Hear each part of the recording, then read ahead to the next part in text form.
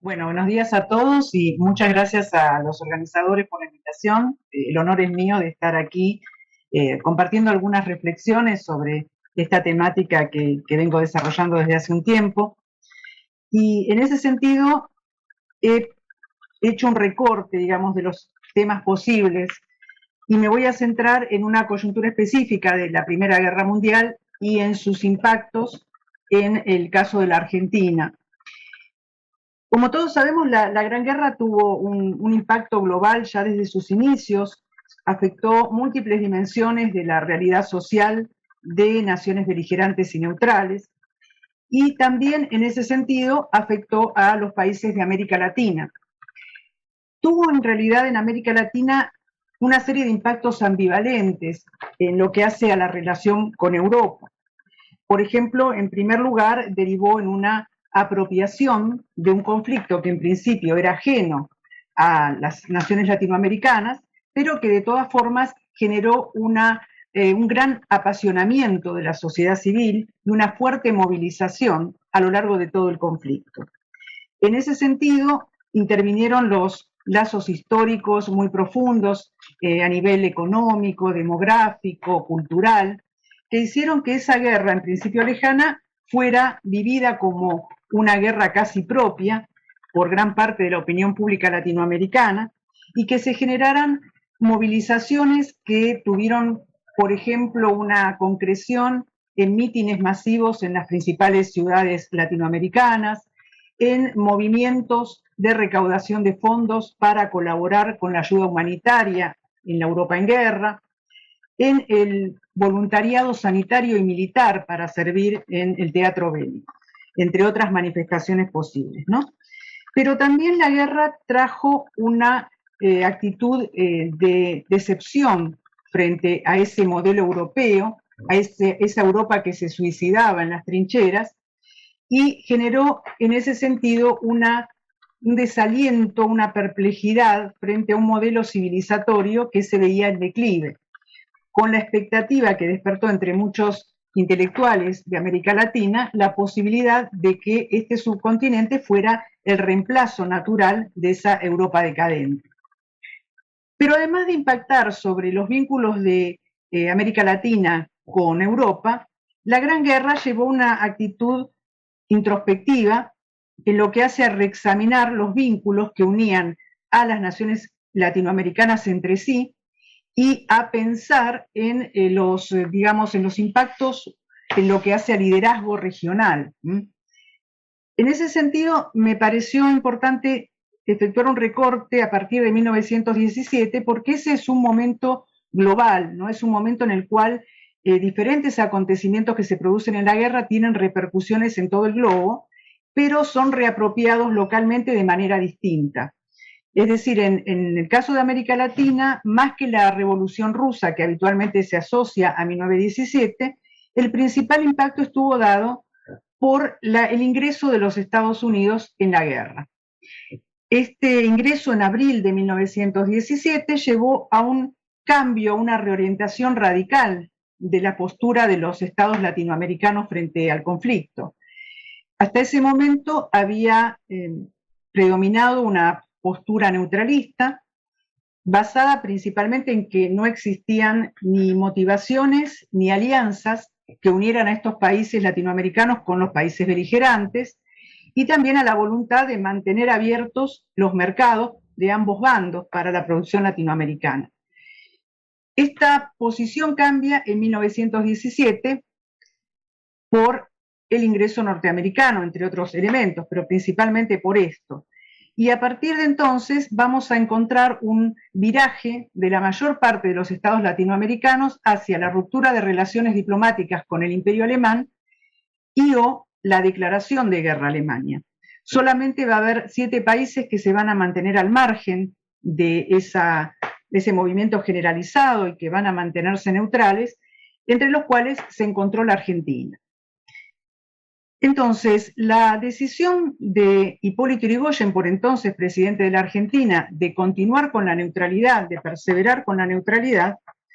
va a ser realmente una tarea difícil, porque no solamente esa crisis que se abre en 1917 es la más profunda de la situación diplomática que plantea la guerra,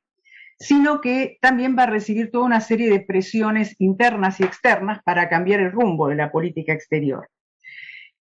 Pensemos que más allá del ingreso norteamericano,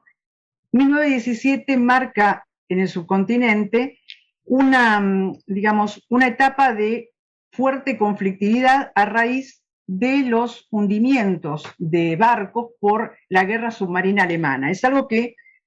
no es paralelo, digamos, es paralelo, pero al mismo tiempo se combina con el ingreso de Estados Unidos. De hecho, es una motivación alegada por Estados Unidos para ingresar en guerra. Y en el caso de la Argentina vamos a tener 3 barcos que entre abril y junio del 17 van a ser hundidos por los submarinos alemanes y que van a generar un conflicto diplomático con el imperio. Este conflicto va a ser resuelto favorablemente, pero de todas maneras va a tener una serie de coletazos posteriores donde justamente va a intervenir la actitud norteamericana. Con esto estoy refiriéndome a que, digamos, durante ese incidente diplomático de abril a junio del 17, el entonces ministro plenipotenciario alemán en Argentina, el conde de Luxemburg, va a intercambiar una serie de telegramas con su gobierno, en los que, entre otras cosas, va a recomendar continuar con los hundimientos, pero sin dejar rastro, va a referirse en términos despectivos y agraviantes al ministro de Relaciones Exteriores argentino, Honorio Pueyrredón, y va a insinuar que llegó a un acuerdo verbal con Irigoyen para que en el futuro los barcos argentinos se abstuvieran de navegar por la zona de exclusión. Esto va a ser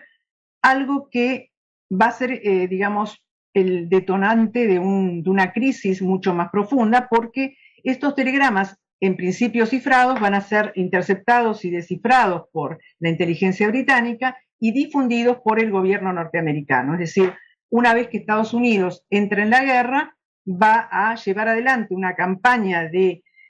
alineamiento, ¿no?, de los países latinoamericanos, y como herramienta para lograr el alineamiento argentino va a recurrir a la difusión pública de estos telegramas. Esto va a dar lugar a lo que se denominó el Affair Luxemburg y va a generar fuertes reacciones internas en la Argentina.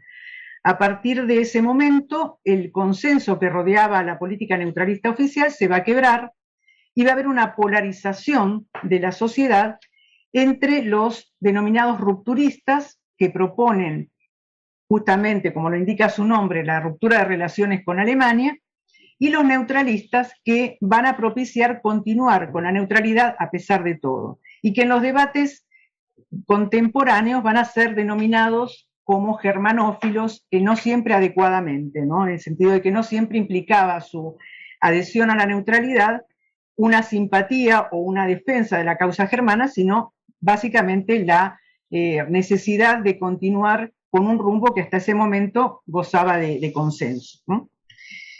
Entonces, la cuestión internacional en torno a la Affair Luxemburg va a generar una, como les decía, una fuerte efervescencia social. Se va a manifestar esto en debates en la prensa, en el Congreso, en manifestaciones masivas, en la aparición de múltiples asociaciones rupturistas y neutralistas en todos los ámbitos de la vida social. Y esto también va a ser un incentivo importante para la emergencia, digamos, de un sustrato de ideas nacionalistas que son ampliamente compartidas por la sociedad argentina y que encuentran entonces una nueva motivación en esta coyuntura. Es decir, vamos a ver que en Argentina predominaba una suerte de nacionalismo banal o nacionalismo cotidiano, es decir, toda una serie de ideas a veces difusas, no necesariamente articuladas, pero que formaban parte de un sentido común nacionalista. Y esas ideas van a cobrar nueva fuerza a partir de esta coyuntura de 1917. Ya desde el comienzo de la guerra hay justamente una interacción entre esas ideas nacionalistas y la opinión pública, pensando justamente que gran parte de la convocatoria que genera la guerra en la sociedad tiene que ver con ciertas identidades nacionales, ¿no? Y con ciertas definiciones de la identidad nacional. Entonces, si esto ya estaba en circulación, se va a potenciar en 1917. Vamos a encontrar nuevas reflexiones sobre la identidad argentina, sobre sus filiaciones transnacionales,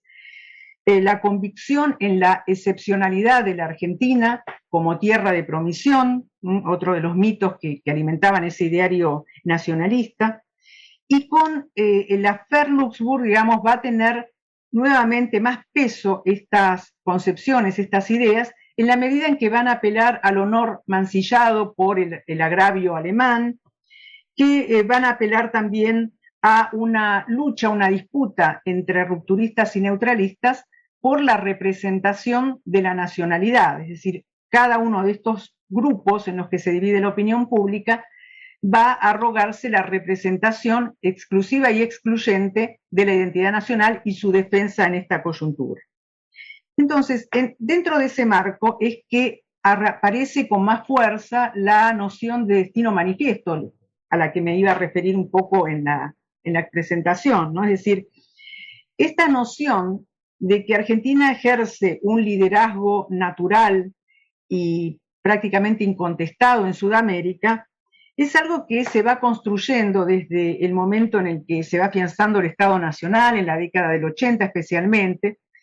y va a generar, digamos, una cierta cohesión social, en tanto garantiza a la Argentina un destino de grandeza y una misión trascendente a lo nacional, ¿no? Entonces, en este contexto de crisis diplomática, vuelve a emerger esta noción del destino manifiesto, pero pensado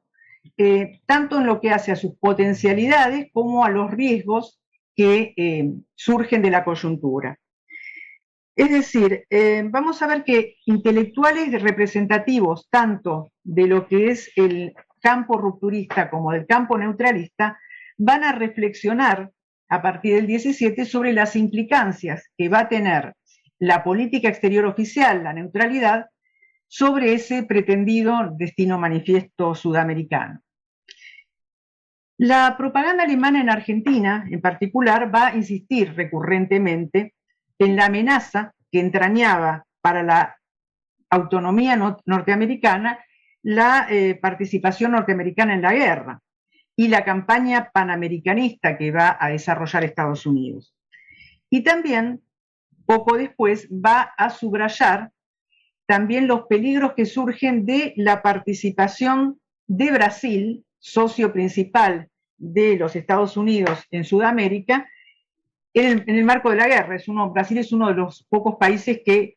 declara la guerra a Alemania, que incluso llega a enviar tropas, aunque no logran tener una participación activa.